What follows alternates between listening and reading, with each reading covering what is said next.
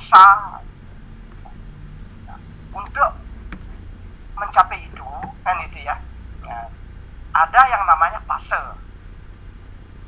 Fase itu adalah napas, seberapa mampu kita menahan napas. Napas itulah yang akan menentukan, akan banyak membantu untuk menuju itu gitu. Tanpa mantra pun tidak apa-apa, ketika napas kita mempunyai napas yang kuat, apapun bisa menyatukan tiga itu akan terwujud. Jadi istilahnya tanpa sastra sudah masuk di dalam kategori itu. Ya, artinya fase artinya begitu. Kita menarik napas dan ya, kemudian kita mencoret di kertas yang putih itu, beberapa coretan kita mampu untuk menahan napas. Dari coret sampai 10 sampai 100 sampai berapa lah, di sanalah kita akan menentukan kemampuan kita untuk menuju yang namanya ya termasuk kemampuan gitu, kemampuan dalam olah batin gitu. Itu awal. Setelah itu ada yang namanya jurus gerak. Kalau gerakan itu yang benda yang tampilkan itu gerak yang bisa dimeditasikan. Gerak satu artinya apa? Itu menyimpan energi, menarik energi. Nah, yang kita tarik apa? Misalnya kekuatan tenaga matahari. Kita tarik, simpan sebanyak-banyaknya gitu. Kemudian sama jurus satu itu menggerak, menyimpan ya. Terus kita menarik kekuatan matahari. Hadirkan beliau di dalam diri kita. Nah itu sampai terasa panas. Kemudian di laut misalnya, kita bayangkan itu di laut, masuk ke dalam laut yang paling dalam, ambil energinya di situ dengan cara yang sama seperti itu.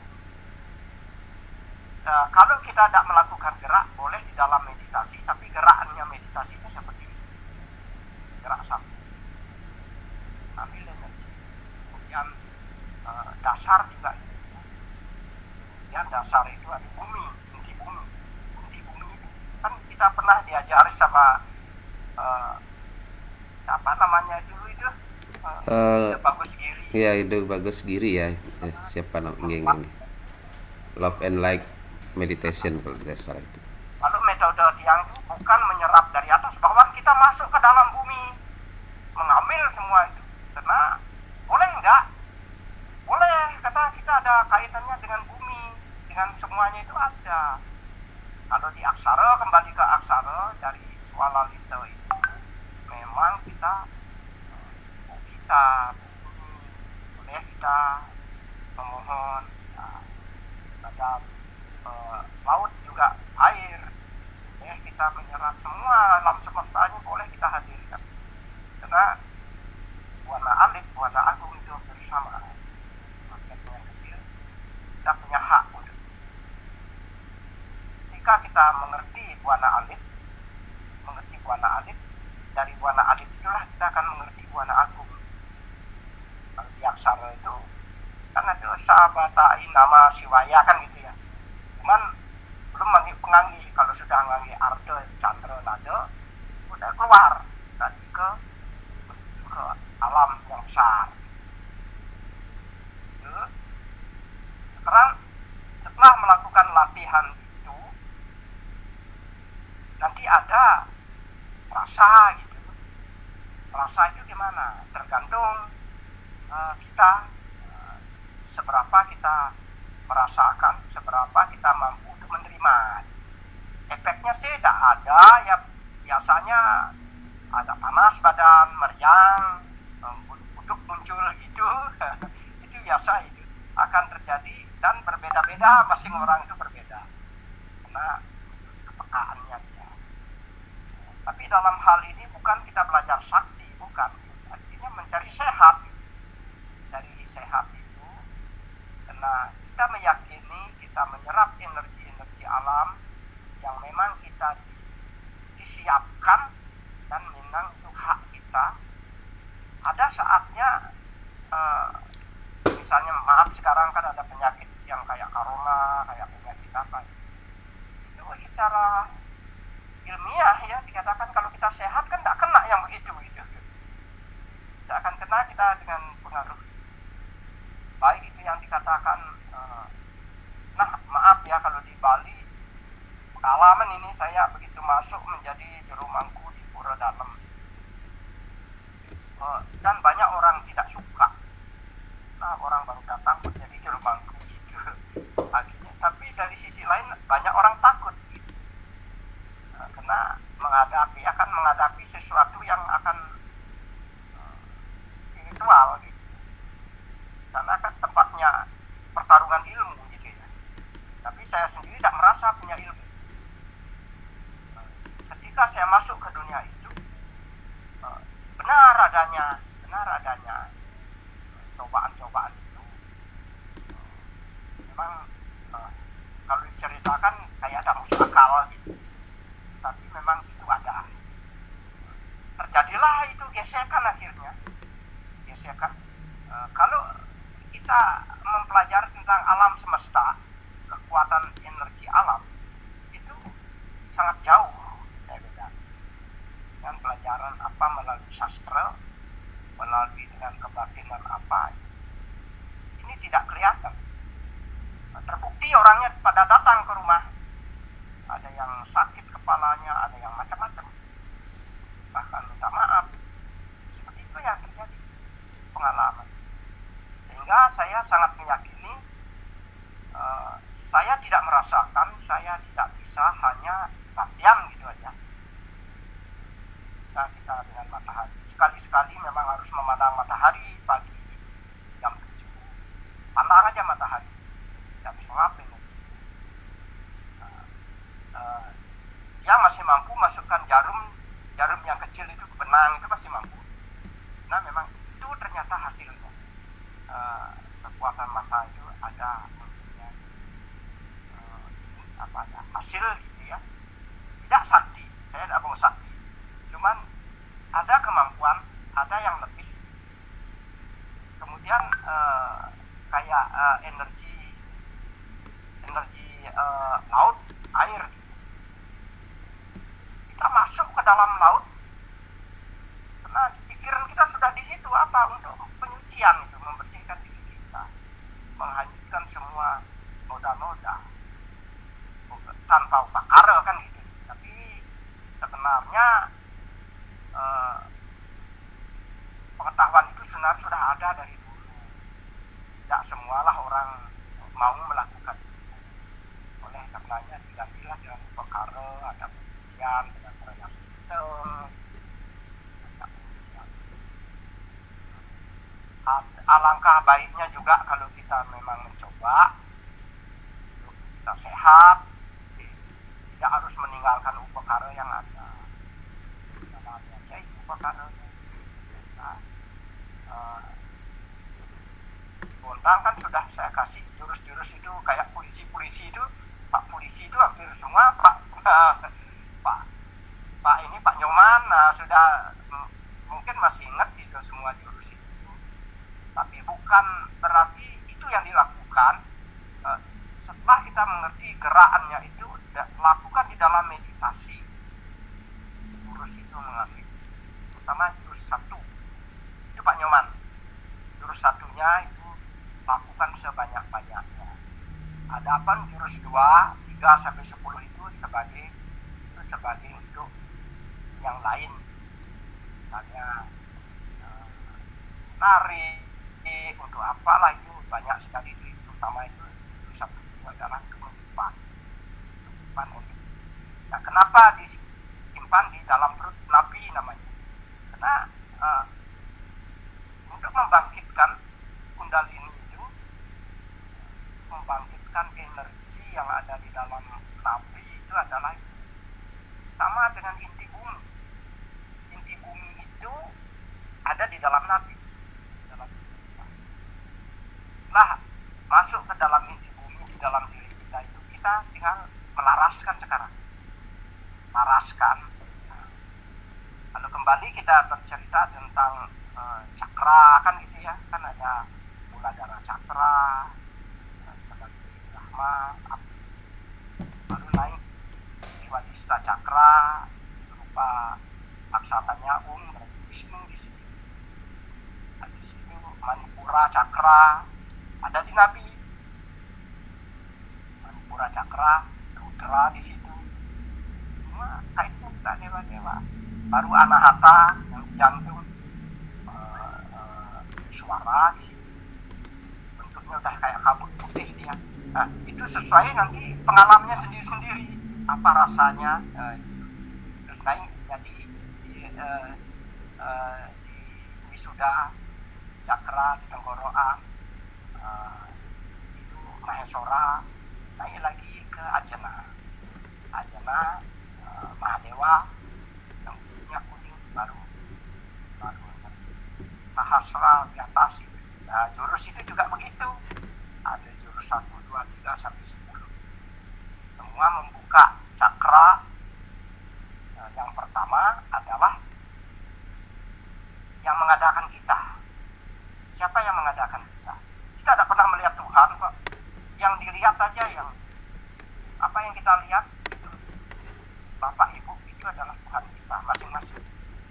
Sehingga Bapak kita angkasa, jurus 10 itu Bapak angkasa, Ibu Pertiwi jurus 2, sehingga Bapak angkasa dengan Ibu Pertiwi itu dulu untuk kita mendapatkan energi. Tanpa kita mempunyai bahan positif dan negatif, kita tidak akan bisa. Bahannya dulu. Bahannya dari mana? Yaitu dari Bapak dan Ibu itu yang mengadakan kita. Setelah kita mendapat bahan, 2 bahan itu positif negatif itu, kita bisa bikin apa saja.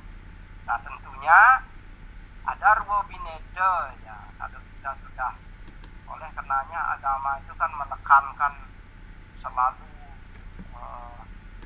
bersikap baik, kaya bagi sudah, semua itu tujuannya untuk itu. Ketika kita menghadirkan ruwa bineda itu, sudah siapkah mental kita? Ya, itu juga akan menimbulkan sesuatu sesuai dengan sifat kita. Kalau kita mempunyai sifat dalam keadaan adharma, akan terjadi juga karena kita mendapatkan energi itu. Oleh karenanya didasari oleh dharma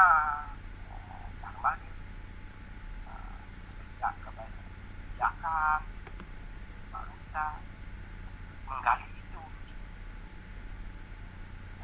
Tapi biar selaras, makanya semuanya berjalan, baktinya juga berjalan, yoganya juga berjalan, sehingga apa yang kita tujukan, inginkan terwujudlah sesuai dengan hidup kita sebagai manusia.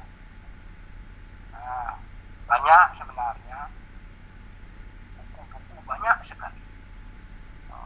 Yang tuh banyak buku ini, tiap buku tuh masyarakat itu buku banyak, tetapi isinya pada intinya 3 aja sabda bayu itu. Buku itu hanya kulit itu menunjukkan aturan-aturan, cara-cara, lalu kita melakukan mengaplikasikan di sana. Kemana arahnya? Bukan berarti juga teori itu tidak baik dan teori itu tidak penting. Semuanya itu berkaitan. Kayak di Bontang, kalau di Bontang memang tempatnya mendukung, tidak terlalu banyak pengaruh, tidak terlalu banyak apa istilahnya itu, pengaruh dari luar apa ya. Tempatnya sangat, menurut saya, strategis sekali untuk melakukan. Latih lagi jurus 1-nya itu Pak Nyoman ada di situ, Pak Ngurah juga, polisi-polisi itu semua kemarin itu. Ternyata memang sangat bermanfaat untuk diterapkan di Bali gitu. Saya itu yang saya merasakan, sehingga maaf aja para mangku yang memang menekuni tentang, atau orang-orang yang menekuni tentang kekuatan pebaliang lah dikatakan. Jadi apa sebenarnya yang dipelajarin ini jero mangku itu aja. Saya hanya itu aja. Jadi kaget. Apa dipelajarin ya? Oh, jadi Kalimantan kah ini dari mana? Niko Pak Jero. Nah, pengalaman yang masalah lebih untuk latihannya lebih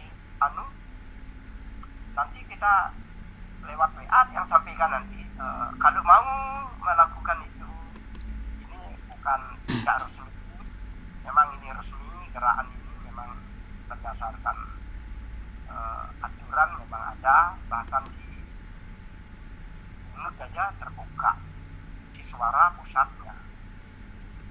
Dari sana dia dan menerapkan dengan apa yang kita miliki di Bali. Nah, memang sangat bagi yang sangat berbeda. Nggih jero mangku. Sebelum lanjut mungkin nanti akan ada tanya jawab, tapi apa yang jero mangku sampaikan tadi, ini kan prosesnya itu melalui tahapan-tahapan ya, seperti dengan penggunaan jurus begitu. Jadi mungkin sebelum masuk penjelasan yang Tiang inginkan, bagaimana untuk masyarakat awam yang umum supaya dapat melakukan, misalnya apakah bisa dilakukan seperti tadi kan jero mangku mengatakan untuk tahapan awal bagaimana menghadirkan kekuatan matahari itu salah satunya dengan memandang. Itu kan praktisnya ya, secara praktisnya. Wah, ada Romo Mangku Sukardi niki. Sosiastu Pak Mangku dari Ambon. Wah, dari Ambon.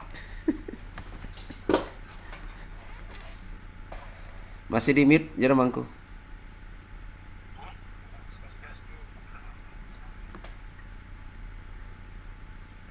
Masih mute nih itu, Pak Mangku Kardi masih mute itu.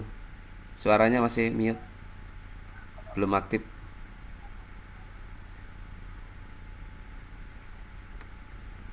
Belum Pak Mangku, masih belum aktif. Tombolnya itu ditekan biar nggak ada silang itu. Kok nggak bisa ya? Masih Romo, belum. Oh, ini. Nggih, sampun. Nggih, gimana kabar Romo? Swastiastu Romo.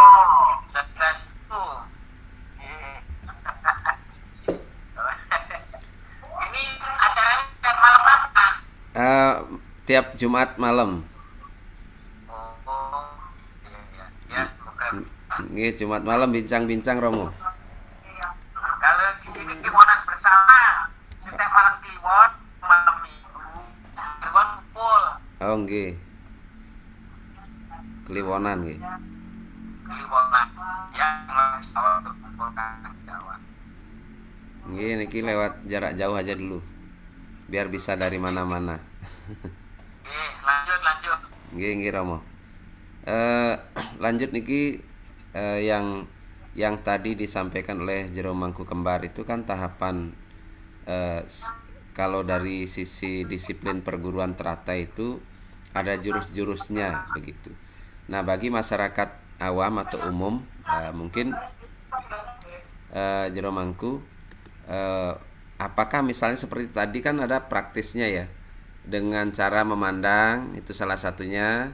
Kemudian dengan cara, apakah hanya cara memandang itu bisa menyerap energi beliau, atau pada saat memandang ada tarikan napasnya misalnya, atau misalnya tadi Jero Mangku mengatakan bagaimana supaya kita masuk ke tengah laut melalui pikiran ya, melalui pikiran. Nah, tahapan-tahapan ini sebelum dilanjut ke penjelasan Jero Mangku, yang akan tampilkan slide sebentar supaya apa yang kita bahas ini juga masuk di dalam sastra.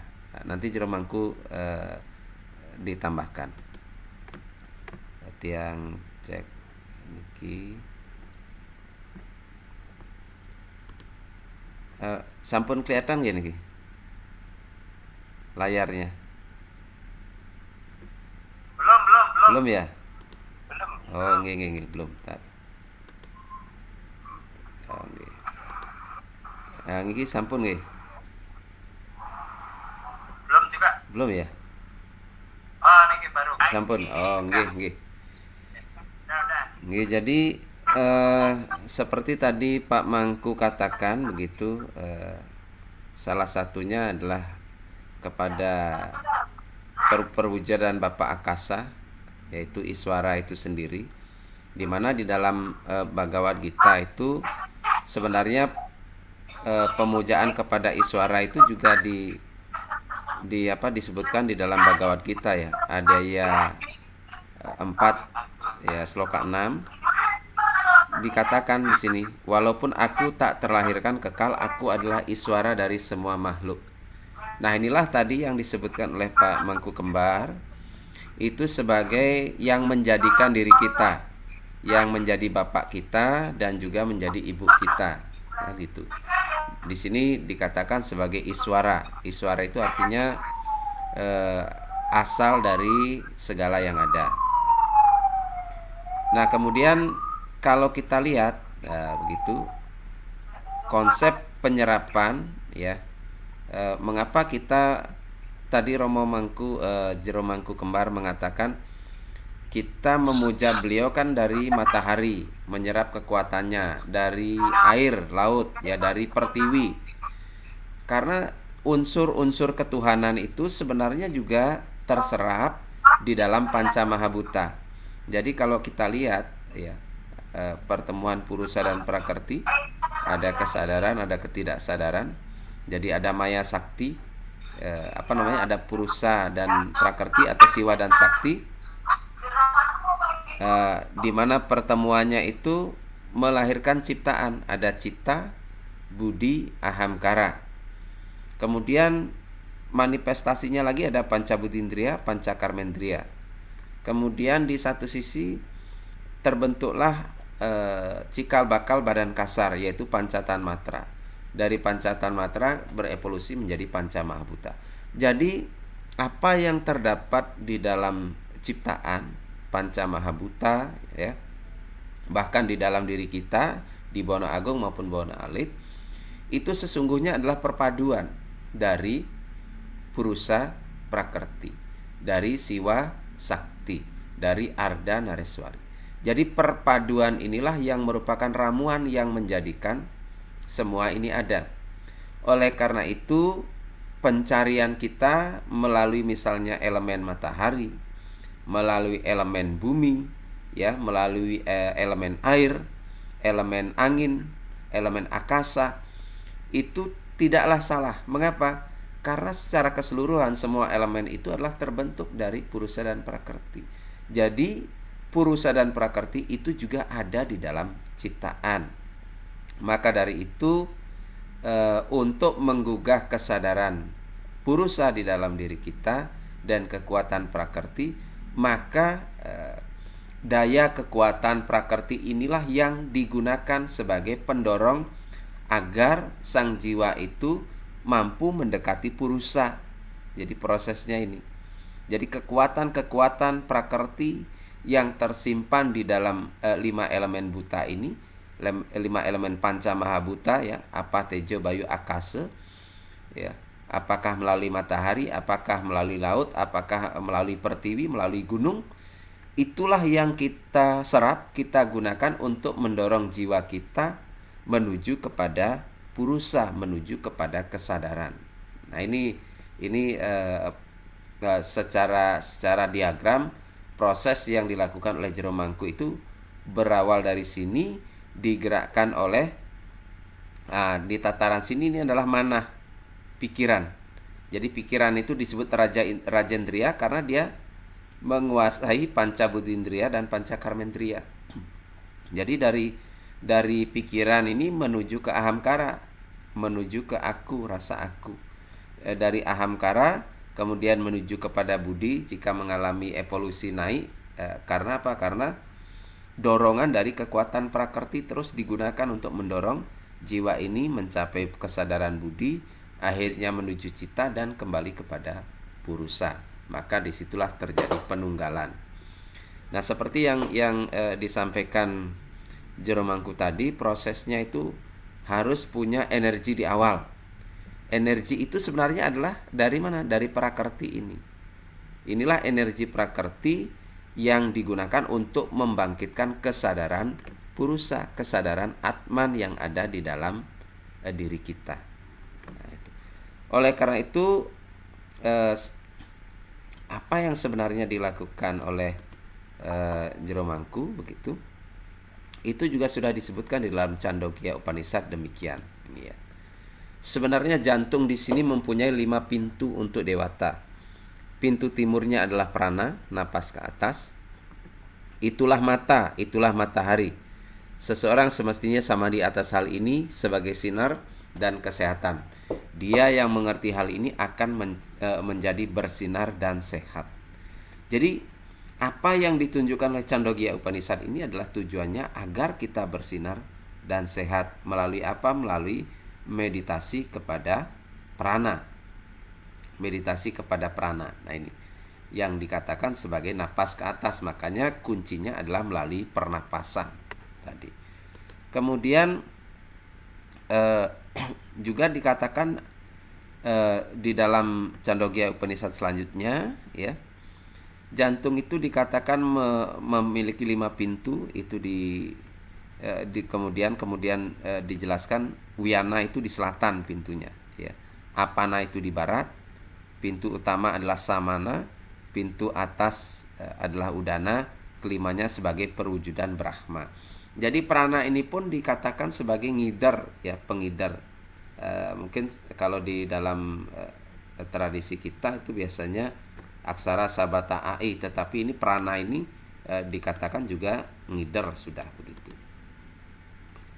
Nah, kemudian ini tadi yang disebut pintu timur. Pintu timur adalah prana, napas ke atas, ya.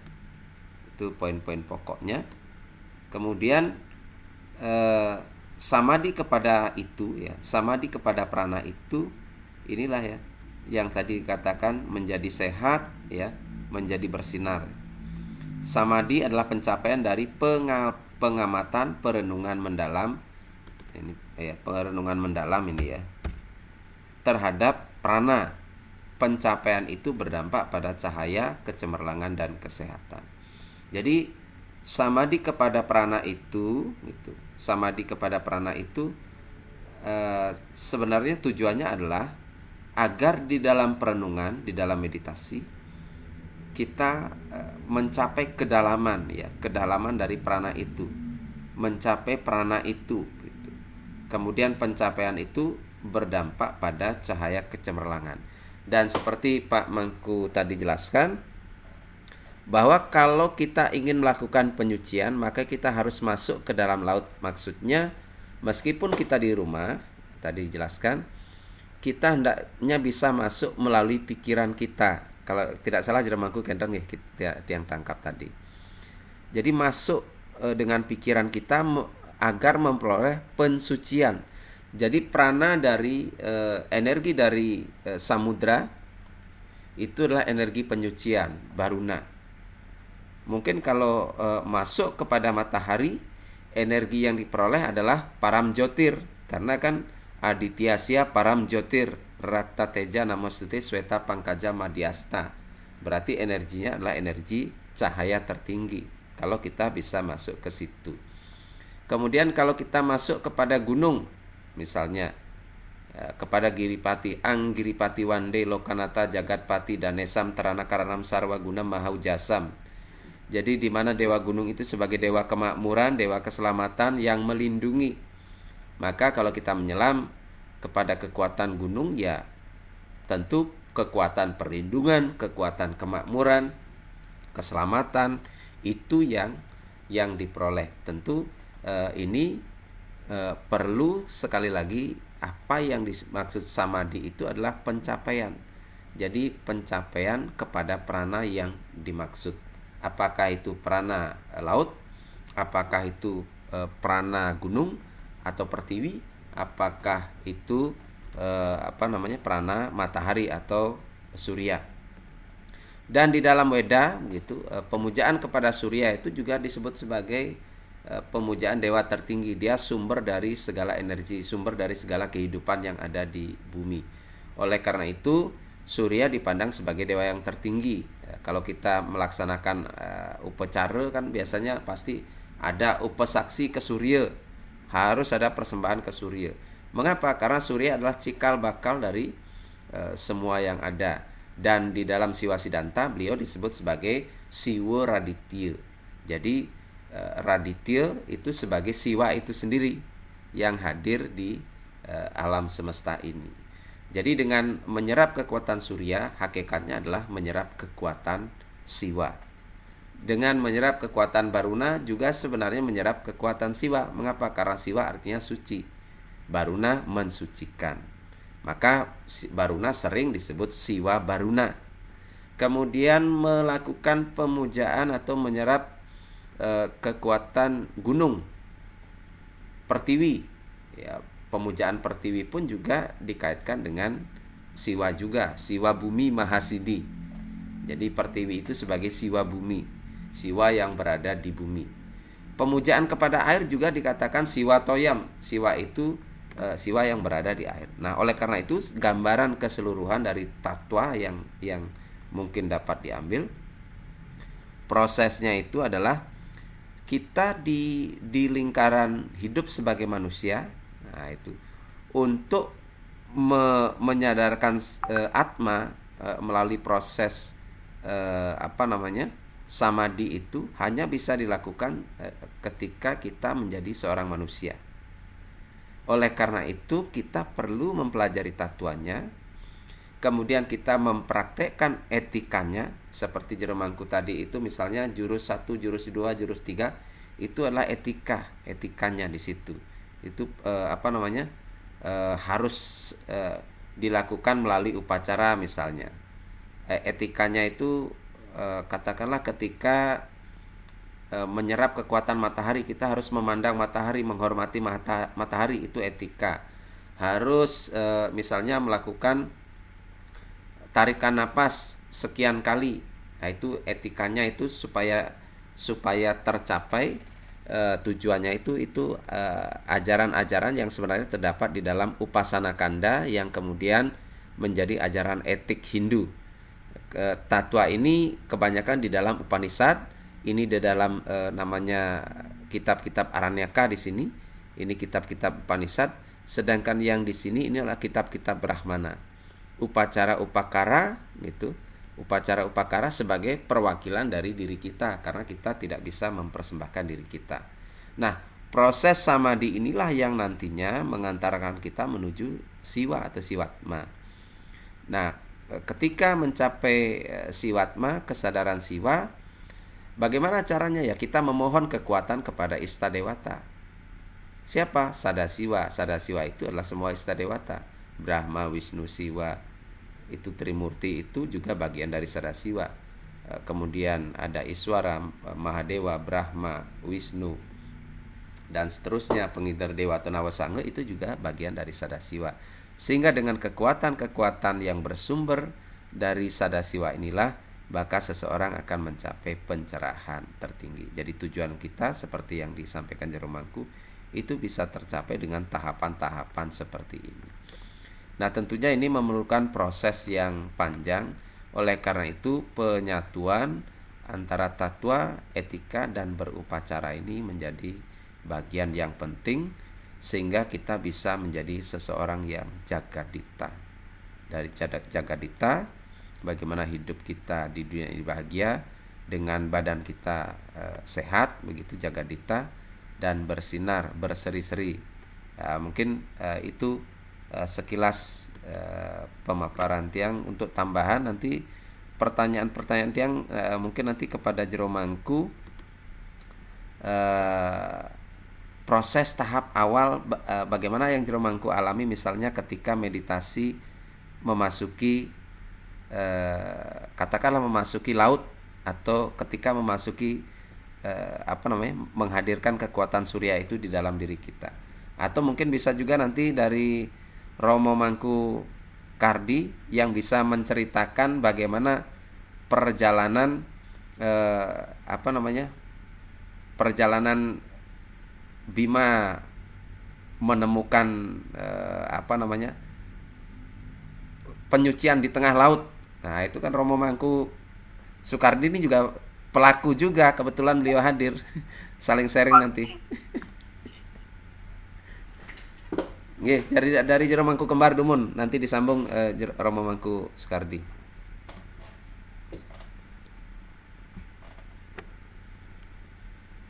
Nggih, swastiastu, nggih. Semoga lah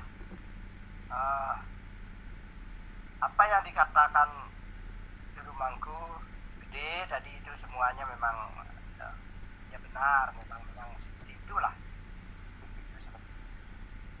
Jadi ada tatwo, ada susilo, ada upacaranya, tidak lepas daripada itu.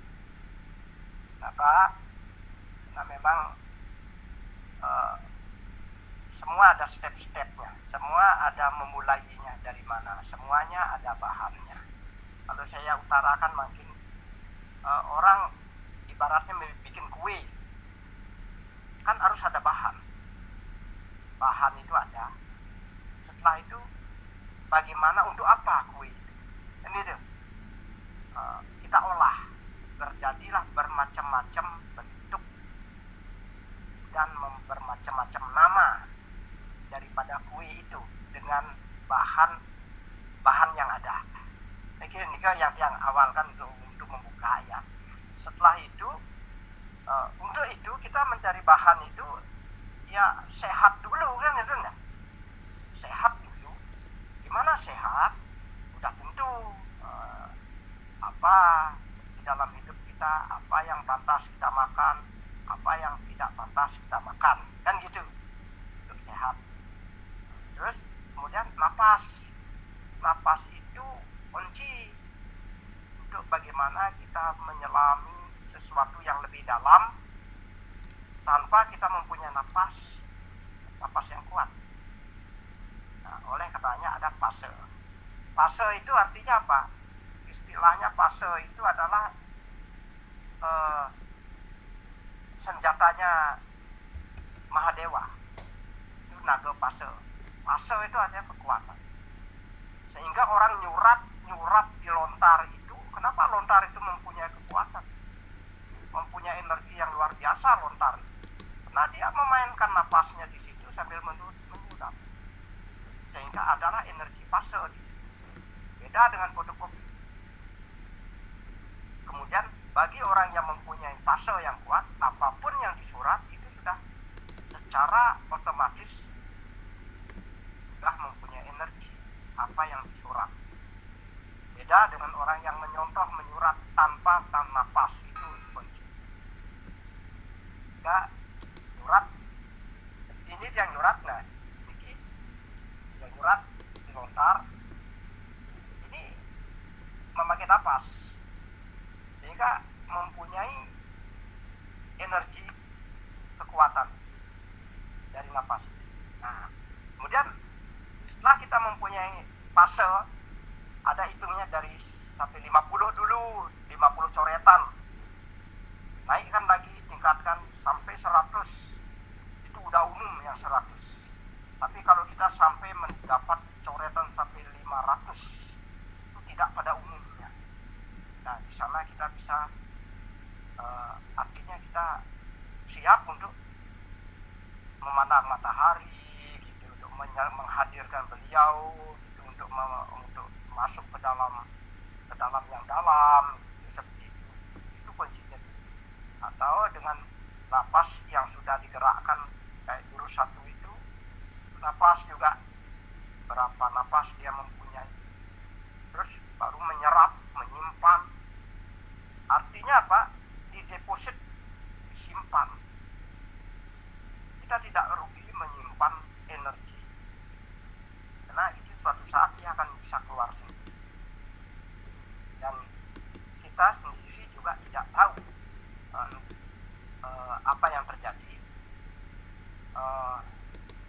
secara tidak sadar kita tidak sadar, kita sendiri juga heran,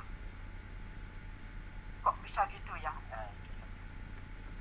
Itu tidak lain adalah deposit yang kita simpan, tenaga yang kita simpan. Nah, untuk awal apa yang bisa kita lihat, apa yang kita bisa tangkap itu dengan perlakuan ya, misalnya di matahari kita pandang matahari, di laut kita pergi ke laut, gerak ambil tenaga laut itu dulu, di bumi sentuhkan dengan istilah grounding. Tetapi kalau sudah kita menguasai itu, tidak perlu kemana-mana, kita di rumah aja udah cukup dengan tingkatan meditasi sudah cukup, kita mau kemana. Nah, benar-benar di mana kita, di mana pikiran kita, disitulah kita gitu, disitulah kita. Oleh karenanya, apa sebab orang di dalam sastra itu ojo wero selalu ada itu, ojo wero, setiap ada aksara ojo wero. Nah, itu sebenarnya itu ditekankan. Setelah kita mempunyai itu, jangan wero. Nah, ilmu itu juga dikatakan bahaya ketika kita mempunyai mental yang tidak siap. Seperti yang dikatakan di gambar yang ditunjukkan sama dosen Profesor Triguna, ya itu kan bulatan itu kan pemikiran yang orang yang belum siap untuk mendapatkan pengetahuan. Begitu dia mengerti pengetahuan itu, tapi dia belum siap, dia akan serakah mengambil semuanya gitu, bahkan semuanya akan diambil sama dia, bahkan mencelakakan, bahaya. Nah, itu oleh karenanya memang sangat diwanti-wanti tatwa, jadi tatwanya itu memang sangat penting.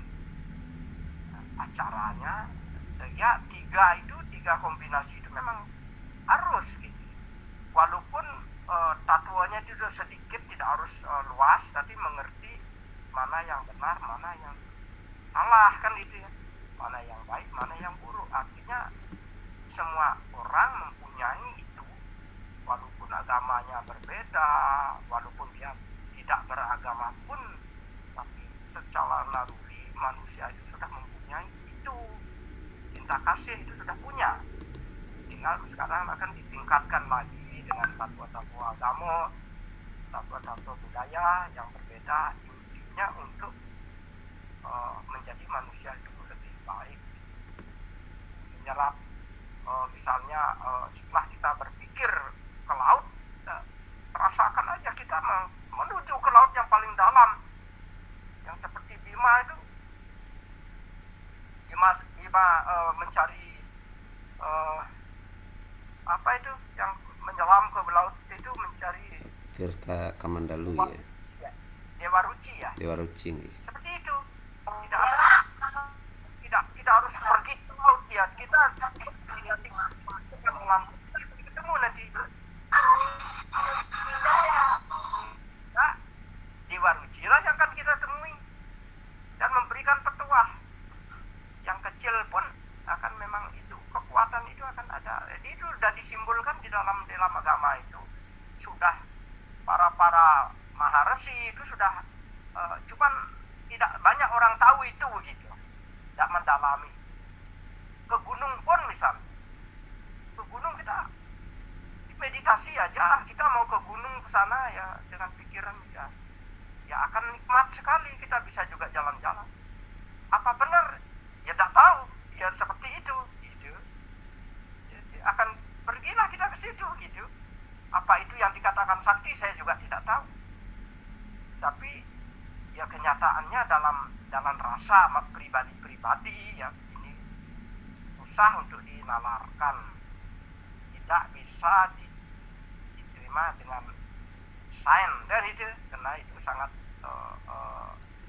pengetahuan itu kan ada juga abstrak yang tidak bisa dibuktikan dalam bentuk sains, tidak bisa menerima karena ada ilmiah.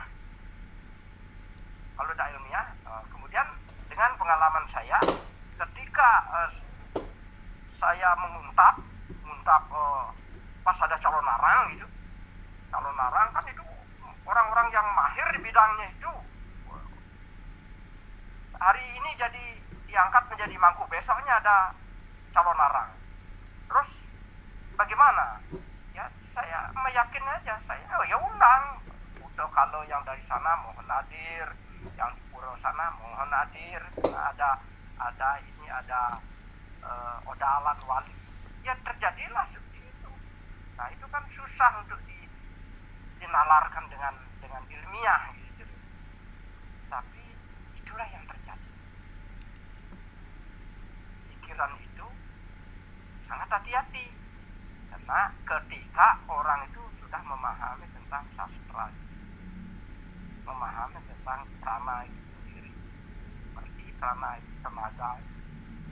Nah tenaga itu akan sebagai pendukung, mendorong apa yang dipikirkan orang. Ibarat panah itu, panahnya ya panah, tetapi kan ada busur. Busurnya seberapa kekuatan busur itu? Kekuatan busur itulah napas. Ketika kita mempunyai kekuatan yang busurnya yang kuat untuk kita menarik, sejauh itulah kekuatan panah menuju sasarannya. Nika semua jero. Semua jero mangku. Jadi sari-sarinya itu pada intinya adalah napas sebagai busur kekuatan. Tolak ukurnya di situ. Jadi luar biasa niki pengetahuan praktisnya. Kemudian Romo Mangku Soekardi niki juga praktisi. Sekalipun beliau niki pembimas, mungkin saya lebih kenal itu beliau itu sebenarnya ketika melakukan pengobatan jarak jauh. Nggih Jero Mangku. Mungkin Jero Mangku Soekardi, kalau misalnya ini bagi pengalaman saja ring jero mangku niki, dalam proses misalnya katakanlah ini kan kaitannya dengan prana ini. Kira-kira prana apa yang paling Romo Mangku pergunakan di dalam mengirim kekuatan itu atau mengirim energi prana, atau dalam pengertian Romo itu prana itu apa sih? Kemudian prana apa, energi apa yang paling bisa digunakan untuk pengobatan yang Romo lakukan?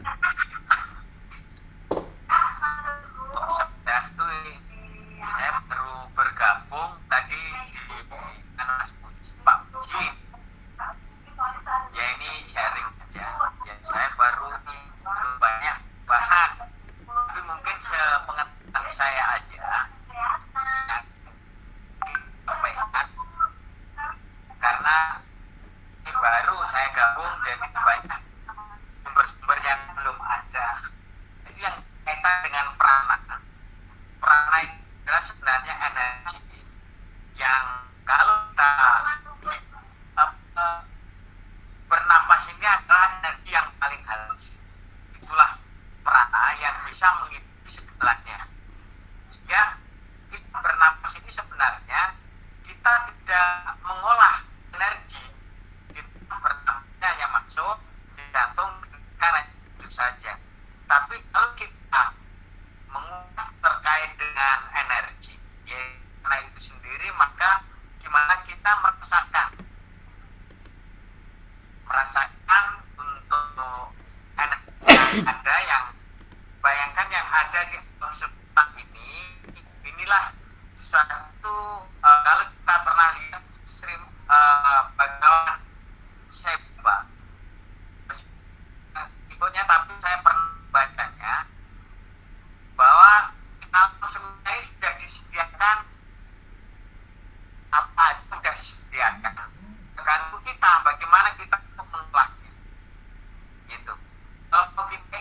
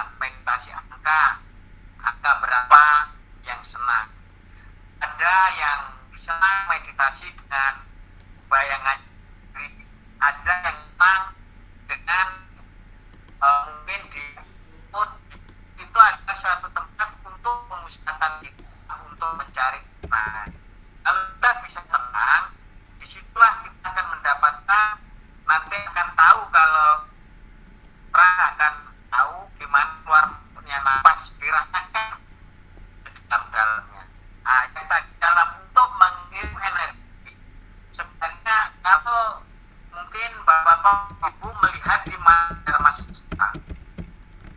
itu di mana maaf, di Weda Parikrama itu ada yang untuk seorang pendeta jiwa untuk menulis artikel yaitu burung ing itu yang penulis itu dari silang dari utara ke selatan ya. Kalau pendeta utara dari selatan ing itu adalah mempunyai energi kekuatan simbol seperti listrik. Sama kalau kita sudah membayangkan listrik itu abstrak, pasti orang melihat kan begini Pak, seret itu kan bentuk listrik, bentuk energi listrik. Kalau kita bentuk api, ada api kan gitu, itu adalah simbol-simbol. Tapi simbol-simbol itu kalau diyakini maka dia akan energi. Makanya banyak pendeta-pendeta itu dengan mantra-mantra itu kalau air sudah dikasih mantra, maka dia punya energi, molekulnya akan berbeda dengan air yang biasa. Ada penelitian dari di orang Jepang kalau misalnya siapa itu berbagai isu air, ada air yang sudah dikasih mantra, ada yang sudah diraja, ada air biasa ternyata mempunyai energi yang berbeda. Itu sehingga dengan energi kita punya keyakinan kalau di EI itu juga ada bahwa energinya dia kayak bom itu yang digerakkan terdorong. Tetapi kalau di dalam Weda Parikrama itu cerita yang dibuat oleh pendeta itu seperti kalau nyerah ya, karena semua lembah atau air itu dipaskan.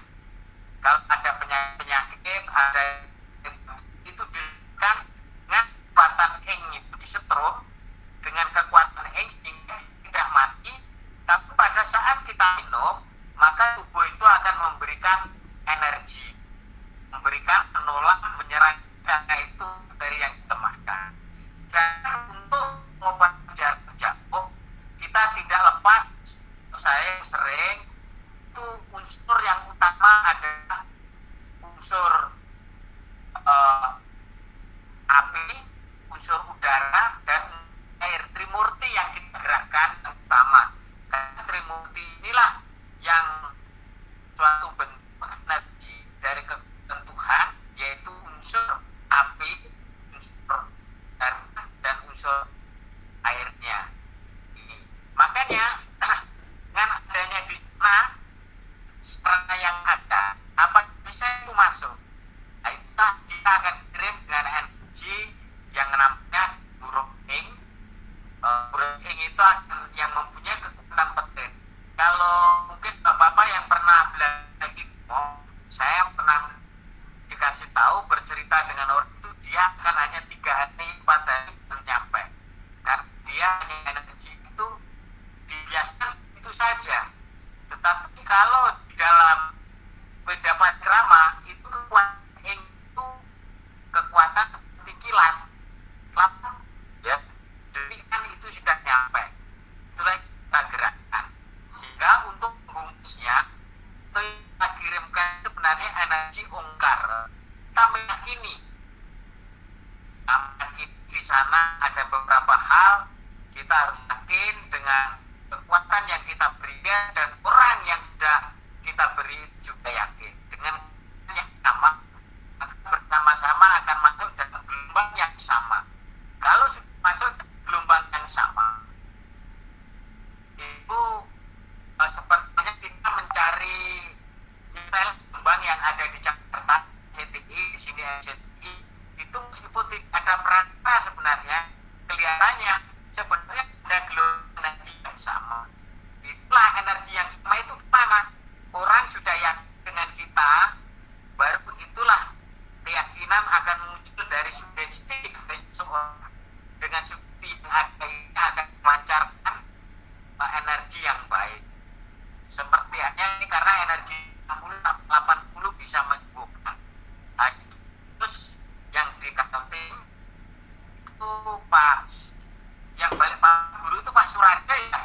Nggih. Setelah itu ada itu. Yang dulu saya ikut, mohon maaf, waktu di sana ikut pembelajaran guru. Dia bisa menyebut itu grade. Kan gitu. Pada saat dia itu tinggal di Man, itu mati lampu.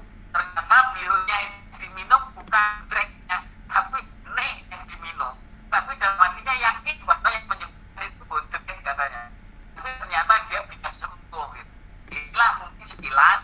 Nanti kita akan belajar, bagus sekali ini dilaksanakan mungkin untuk share atau tukar selama, sehingga nantinya memboboti umat Hindu supaya kita meskipun sedikit punya berani lah untuk mengutarakan hak yang kita miliki. Dan tetap pun pernah di saya yang di sana ada ini ada di sini, belum tentu di sana, dan pada intinya yang tidak ada di sini pasti tidak ada di sana, kan gitu. Itu bahasa Jawanya gimana itu, seperti itulah. Sehingga bagi umat, mari kita yang senang meditasi silakan meditasi apa aja yang ada untuk mengolah energi alami di kekuatan yang paling napasnya. Kekuatan inilah yang akan memberikan hubungan kita dengan Tuhan yang ada di diri kita. Selama itu Tuhan atau Tuhan ini kan kita sentuh, Pak. Dia yang memberikan hidup kita, tapi kita pernah untuk menyentuh, berbicara. Nanti kalau orang yang sudah sering meditasi nanti itu bagus sekali itu. Nanti kalau sudah bisa omongan dengan dia, bagus, itu harus dilatih gitu. Mungkin itu saja. Terima kasih banyak waktu yang dan terima kasih Om Santi. Siapa ini yang hadir, saya paham sih. Matur suksema Romo. Walaupun beberapa ada putus suara, tapi ada beberapa yang tegaskan lagi. Jadi kalau Romo Kardi niki apa namanya, yang beliau praktekkan itu adalah penggunaan aksara, salah satu poin pentingnya. Jadi aksara suci niki nggih Romo nggih.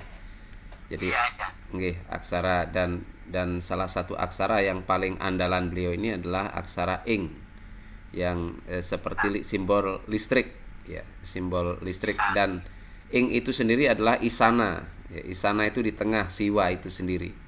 Jadi itu kekuatan dahsyatnya. Om Swastiastu. Niki wenten Ido Resi saking Lampung niki. Ampura Ido Resi niki waktunya waktu wita, sebenarnya mungkin Ido Resi lupa kenten waktu tengah harusnya. Tiang lupa juga, ingatkan kembali.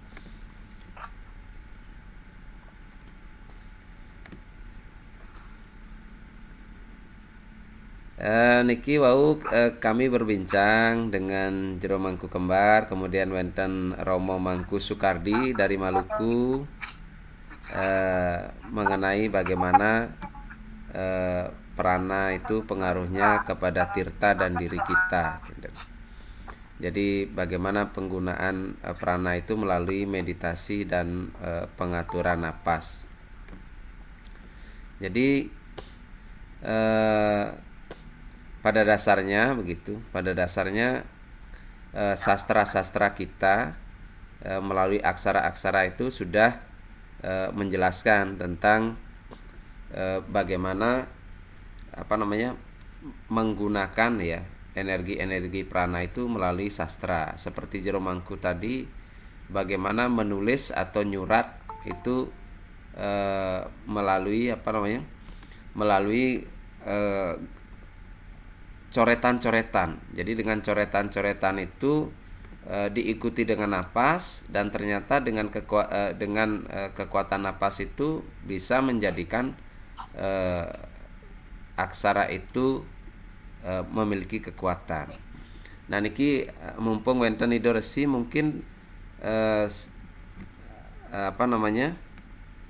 Titiang ingin mohon karena Ida Resi niki kan pelaku nyuri sewana. Nah, gitu. Pelaku nyuri sewana yang merupakan kewajiban setiap hari. Kaitannya dengan prana atau kekuatan surya itu sendiri, mungkin Ida Resi bisa menyampaikan pengalaman dampak dari melakukan surya sewana secara rutin itu yang Ida Resi mungkin bisa ungkapkan dan bisa dipetik manfaatnya bagi umat sedharma akan kekuatan prana surya itu sendiri. Mohon Ida berkenan menjelaskan. Buat niki nggih. Swastiastu. Swastiastu. Swastiastu. Nggih. Sastu. Jadi kalau kita puja Dewa Ganesha, mudah-mudahan nanti ada ilham yang akan datang. Om Ekadanta Imitmahi Wakratunda Irmitano dan Jadi kalau kita bicara tentang prana dan pranayama, jadi prana itu adalah kekuatan hidup, kekuatan vitalitas. Hal ini muncul segar dalam cahaya matahari. Itu kan sebenarnya ada di bukunya niki. Boleh dicari niki nggih. Mungkin ada semeton yang sudah punya nggih. Jadi di sini dikatakan prana juga ada dalam tubuh manusia. Jadi di sana mengalir sebagai 5 aliran utama yang disebut dengan pancabayu. Jadi jika seorang mengerti dan dapat mengontrol prana, nafas kehidupan yang dalam tubuhnya, apapun yang ada di dunia ini akan bisa selaras, seimbang dan sejalan. Jadi prana sama dengan energi panas yang ada di dalam tubuh. Jadi ketika kita mampu mengontrol prana, akan dapat memberikan kemampuan intelektual yang juga memberikan keteguhan. Artinya rasanya itu setiap hari mantap gitu. Jadi kemantapan mental, seperti halnya nafas kita, kita tetap memerlukan prana karena prana adalah sumber kehidupan. Jadi kalau di saat pernapasan yoga dikenal dengan disebut pranayama. Nah, kalau kita mau yoga itu sebelum kita nyuruh swana kan kita duduk santai, rileks, tenangkan pikiran. Setelah itu kita ambil sikap asana, baru padmasana. Jadi sikapnya itu rileks duduk. Kalau sebagai seorang dia nyuruh swana, setelah itu baru kita nanti mengatur napas. Jadi nafas yang kita atur itu antara naik dan turun, niko harus seimbang selaras niko. Jadi antara naik ditahan dan turun niko harus seimbang. Kalau tidak seimbang, nanti akan terjadi sesuatu seperti halnya ada rasa yang kurang pas gitu di dalam tubuh. Nah, setelah pernapasan itu, kalau di teknik yoga, niko ada memusatkan pikiran dan napas itu pada titik-titik tertentu. Mungkin bisa nanti dicoba pada titik-titik cakra-cakra di tubuh itu, niko setiap menarik napas tahan beberapa waktu antara naik, tahan dan keluar itu harus seimbang. Karena ini kan permainannya juga termasuk cakra juga. Jadi supaya nanti antara naik dan turunnya seimbang. Setelah pikiran itu terasa nanti cakra-cakra itu tenang, pikiran tenang, barulah kita akan melakukan surya swana. Jadi surya swana itu kalau di versi tentang pandita Hindu itu berbagai banyak tem. Cuman kalau kita sih ngambilnya itu di Prana Japa Yoga. Itu kan ada seperti mantra sebelum melakukan surya swana. Seperti kita sih ambil Om Baskara Yuwitmai Dewakara Yadimai Tanau Surya Pracudaya. Baru kita ambil nanti Om Suryam Sundaram Lokonata Vedastaram Siwa Jenanam Brahma Mayam Gresa Malokai Kacitam Suaya Indra Dita Naradipam Trailokya Cundamani Brahma Wisnu Siwa Suwarupa Herdaya Sada Baskara Baru Homi Hiramayana Padana Satya Mukam Yama Surya Prajapade Yuha Surya Sasmi Baru Om Mitra Yaman Rapaye Namusni Nama Hiragarba Yaman Jaya Sabitri. Setelah melakukan puja itu baru kita memohon pada Sang Yang Surya. Ya Tuhan, Engkau adalah Maha Penguasa, Engkau adalah pengasih, Maha Pengasih, Engkau adalah Maha Kuat.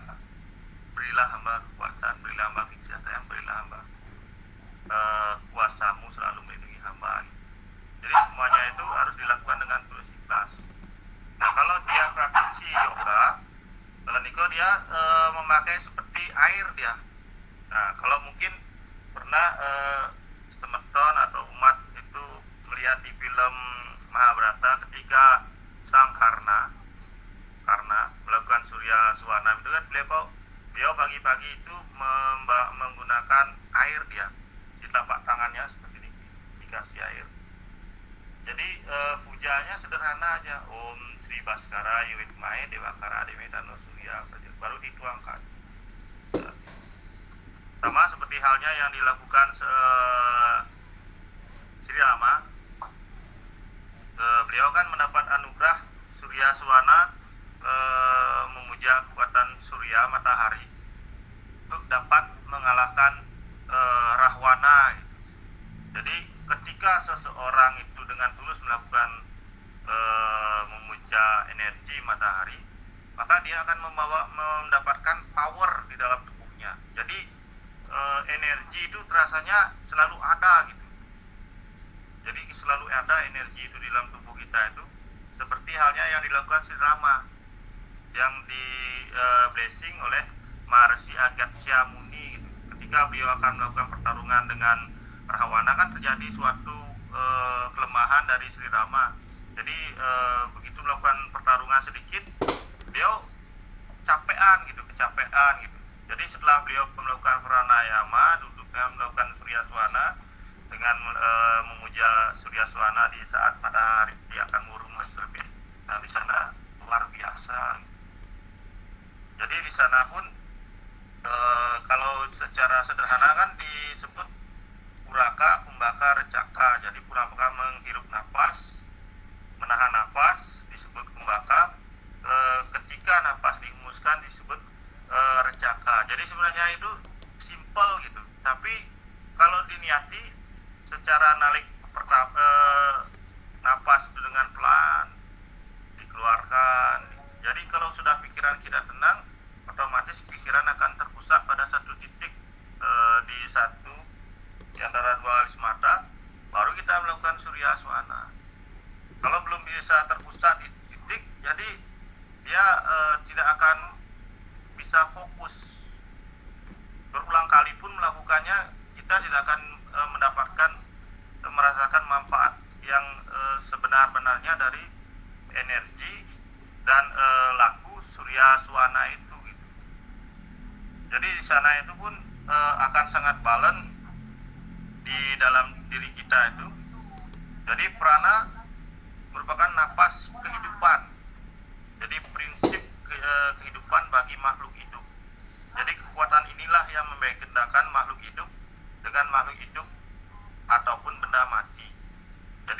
kan disebut kita itu belajar dari prana itu.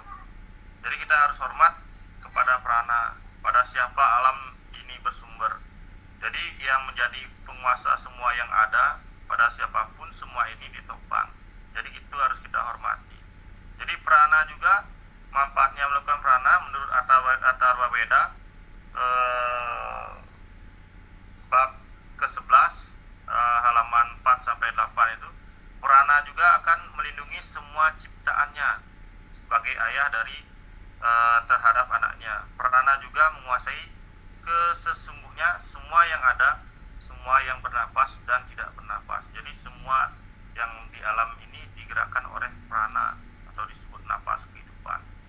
Manusia bernapas ketika dalam kandungan. Berkat engkau prana mempercepat dan lalu dia lahir kembali. Jadi di dalam tubuh sebuah janin kandungan sang ibu itu pun digerakkan oleh prana. Jadi bila prana mencurahkan air membasahi bumi sebagai hujan, tumbuh-tumbuhan akan tumbuh cepat dan begitu juga tanaman obat. Jadi prana jangan menjauh dan tinggalkan aku. Jadi kita berusaha supaya prana itu jangan sampai meninggalkan diri kita. Jadi prana diusahakan selalu terikat pada diri kita sehingga aku dapat hidup. Jadi prinsipnya prana itu adalah napas kehidupan. Prana yang ada di dalam tolong lepasin dulu anjingnya. Jadi prana yang ada di dalam tubuh manusia akan semakin kuat bila ditunjang oleh makanan yang disebut pertiwi, tanah, air, udara, wayu, sinar matahari, teja, ruangan yang sehat disebut akasa. Jadi para meditasi yogi yang teratur akan dapat menyimpan sejumlah prana di dalam tubuhnya. Jadi dengan diawali latihan pernapasan secara tepat dan teratur,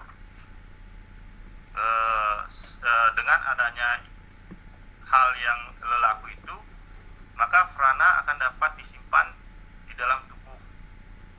Jadi hal ini para yogi akan mampu menyerahkan kekuatan dan energi yang amat dahsyat, amat besar setiap bila dibutuhkan. Jadi para yogi itu akan mampu menyimpan energi yang maha dahsyat di dalam tubuhnya kalau dia benar melakukan prana di dalam tubuhnya itu. Jadi lelakunya pun harus tepat menggunakannya, seperti sebuah gerak-gerakan yoga seperti Surya Namaskar. Jadi kalau kita dilakukan dengan prana, ya akan terasa seperti gerak sendiri badan itu mengikuti gerakan yoga itu. Nah, setiap gerakan itu ada hitungannya, seperti 1, 2, 3, 4, 5, 6, 7, 8. Tahan dulu 1, 2, 3, 4, 5, 6, 7, 8. Baru kita keluarkan gerakannya 1, 2, 3, 4, 5, 6, 7, 8. Tapi bibir tidak boleh berbicara, hanya di dalam hati menghitungnya gitu. Nah, kalau nanti sudah biasa itu, ala bisa karena terbiasa, setiap gerakannya itu nanti ketika kita turun naik, dia akan enjoy aja gitu, seperti digerakkan gitu. Nah, hal inilah yang akan dapat merasakan nikmatnya suatu gerakan prana atau pemujaan yang dilakukan kepada Tuhan, memuja beliau dalam wujud sebagai matahari, pertiwi, air, teja, sinar suci Tuhan seperti matahari itu, dan akasa. Jadi semua itu dilakukan dengan sungguh-sungguh gitu. Jadi sekiranya gitu, sekarang Rizky minta pendapatnya dari semua penonton, mungkin ada juga pelaku yang sudah melakukan hal itu gitu. Inggih, suksema Hidarsi. Matur suksema pisan niki apa yang sudah Hidarsi sampaikan. setidaknya gitu dapat yang tangkap yang pertama sekali bahwa prana itu sangat dibutuhkan agar kita selalu berada dalam kemantapan. Ini satu yang diperlukan sekali di dalam setiap aktivitas, karena apapun aktivitas kita memerlukan energi kemantapan itu yang sebenarnya adalah kehidupan itu sendiri. Dan tips-tips tadi seperti olah napas ya, itu ternyata memang adalah bagian dari kunci yang juga disampaikan baik oleh Jero Mangku Kembar maupun oleh Romo Mangku Soekardi dari Ambon niki. Jadi witanya ada ya, Indonesia Timur ada, tengah ada, barat ada niki, komplit. Ide resi niki dari Lampung niki beliau. Jadi apa yang didapat dari pemujaan surya pada intinya itu salah satunya yang dapat yang tangkap itu tadi. Jadi bagaimana mendapatkan kemantapan ya, mantap dalam rasa damai itu ya. Jadi mantap, damai, dan tentunya mungkin inilah salah satu rahasia mengapa para sulinggih itu biasanya cenderung sehat kalau rutin melakukan surya sewana. Kalau kita kan umat sedharma, harapannya bisa melakukan surya namaskar paling tidak. Yang ide jelaskan tadi itu kan gerakan-gerakan itu tadi ada mantra-mantranya itu di surya namaskar. Mungkin dari umat sedharma ada yang ingin bertanya niki, sudah ampura ide resi niki sudah 1,5 jam niki umat niki mengikuti. Ampura kenapa tiang lupa tadi mengingatkan kembali waktunya waktu Indonesia Tengah, itu kan Indonesia Barat nih. Silakan dari umat kalau ada yang ingin berdiskusi, mungkin satu lagi lah ya, karena niki sudah, kalau di Indonesia Timur niki Romo Mangku Soekardi sudah 10:30 niki. Nggih Romo nggih. Oh Pak Puji, nggih Pak Puji. Swastiastu. Oh tidak. Oh nggih. Ya, Om Swastiastu, Romo Mangku, terima kasih. Selamat malam, Romo Idiresi. Yang tanyakan Idiresi, kalau seperti yang ini kan awam ya dengan mantra-mantra ya, dengan mantra yang panjang begitu. Kalau misalnya kita tahapannya misalnya belajar tadi ya, dengan mungkin mantra yang paling singkat tadi itu bisa nggih? Cukup yang Om Surya Namaskar, Om Kadit Mahe Dewakara Jadi Mahe Tanu Surya Pratu Dayat niki sampenan nggih. Sampun bisa nggih?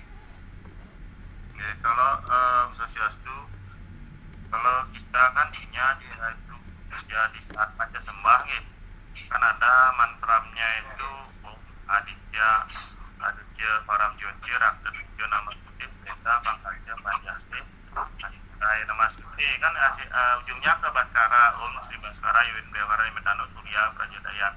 Kalau itu sudah kita masuk di sana khusus Gayatri Surya, nah itu pun sudah boleh. Lalu nanti kita lanjutkan ke Surya Namaskar. Karena kemarin di Staf Lampung itu ada satu dosen, dia rajin melakukan Surya Namaskar pada pagi hari.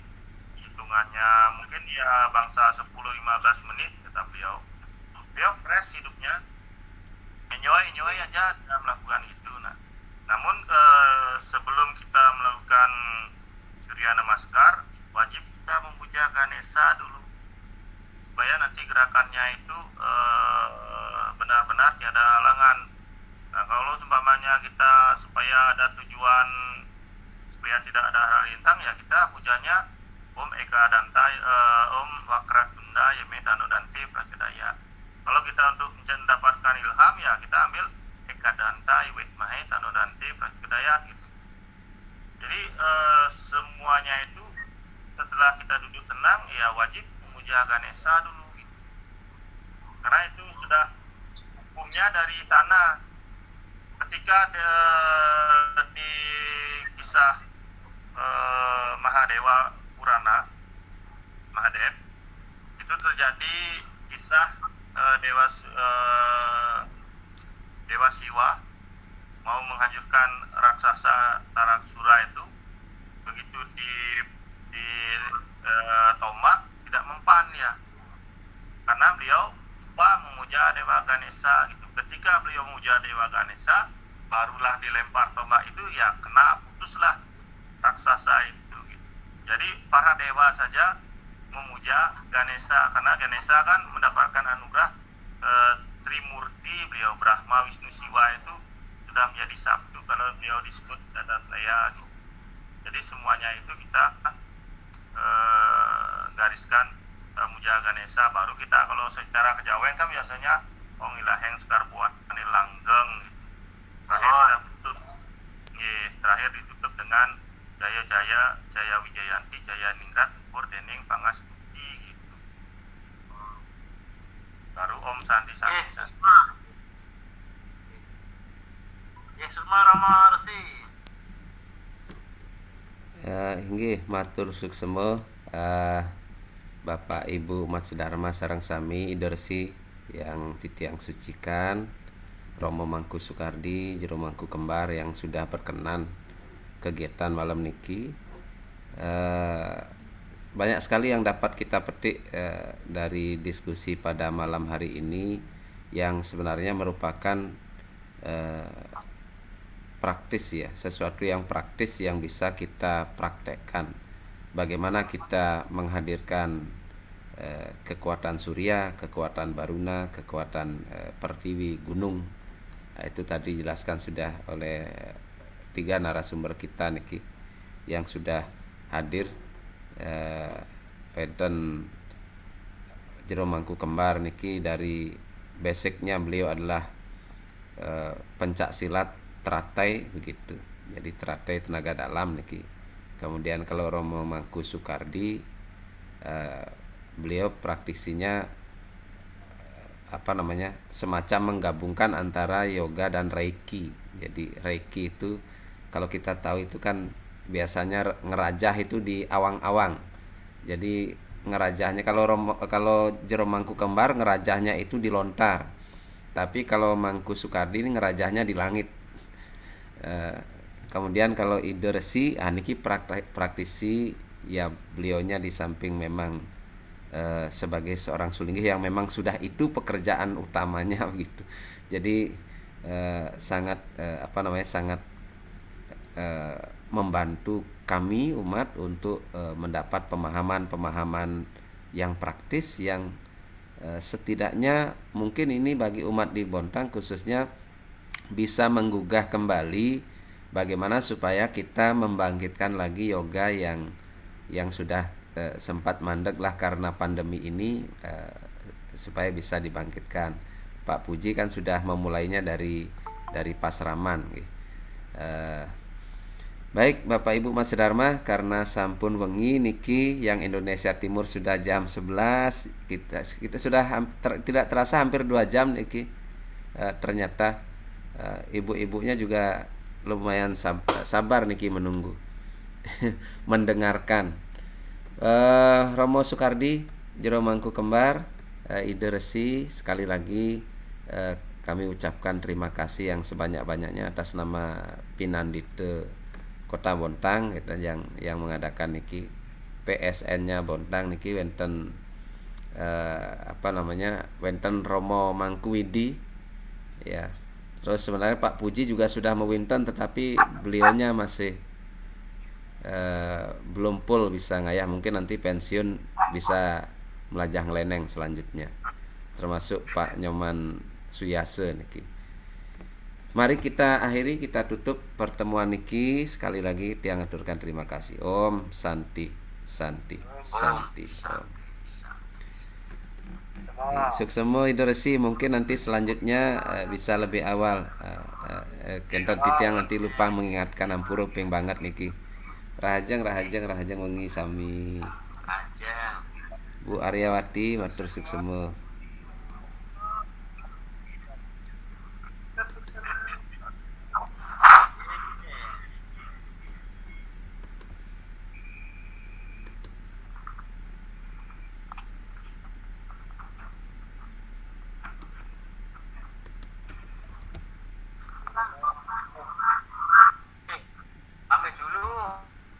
Iya, pamit yang juga pamit ini. Udah klik. Ini, ini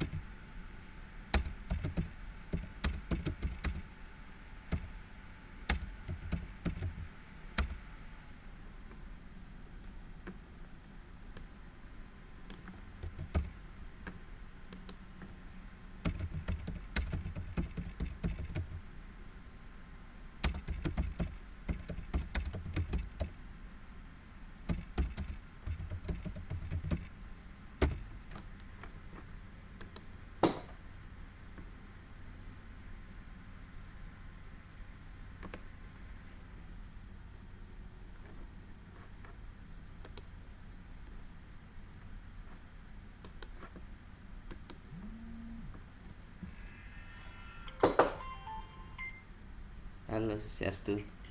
Ya, Bu. Ya. Udah selesai. Udah matikan laptop. As Astaga. Tengahi kok bikin itu, Bu.